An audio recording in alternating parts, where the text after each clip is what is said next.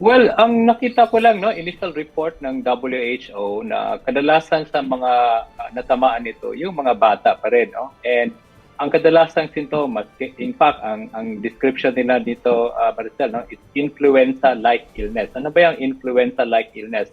Ang common manifestation niyan is naglalagnat, sakit ang ulo, sakit ang lalamunan, at saka panghihina ng katawan, no?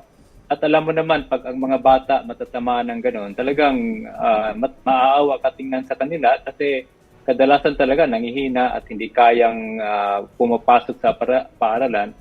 At sometimes, some of them will really develop na medyo mas moderate to severe ang symptoms, no?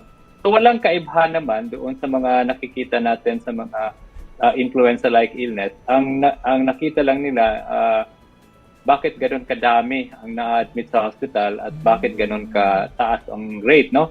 So I think effect din to siguro ng COVID, no? Dahil ang awareness natin sa COVID ngayon na tumataas na, konting mga ganyan, ubo, lagnat, medyo gusto na nating magpatingin sa mga doktor at pupunta sa mga hospital. So I think that's also one reason why mahaba,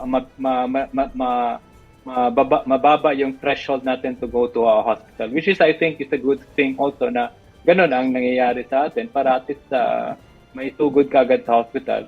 And in fact, doon sa China data, wala pa namang silang nasasabi na may namamatay, but ang nakikita lang, maraming pumupunta sa hospital for a check-up.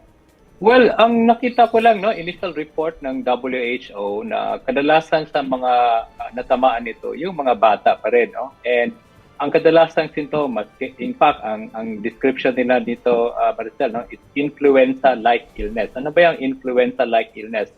Ang common manifestation niyan is naglalagnat, sakit ang ulo, sakit ang lalamunan, at saka panghihina ng katawan, no? At alam mo naman, pag ang mga bata matatama ng gano'n, talagang maaawa ka tingnan sa kanila kasi kadalasan talaga nangihina at hindi kayang pumapasok sa paaralan. At sometimes, some of them will really develop na medyo mas moderate to severe ang symptoms, no?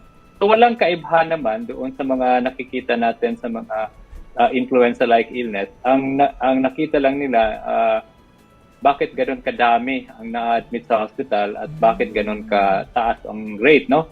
So I think effect din to siguro ng COVID, no? Dahil ang awareness natin sa COVID ngayon na tumataas na, konting mga ganyan, ubo, lagnat, medyo gusto na nating magpatingin sa mga doktor at pupunta sa mga hospital. So I think that's also one reason why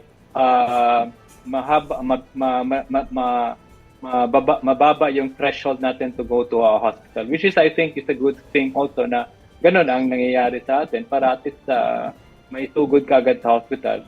And in fact, doon sa China data, wala pa namang silang nasasabi na may namamatay, but ang nakikita lang, maraming pumupunta sa hospital for a check-up.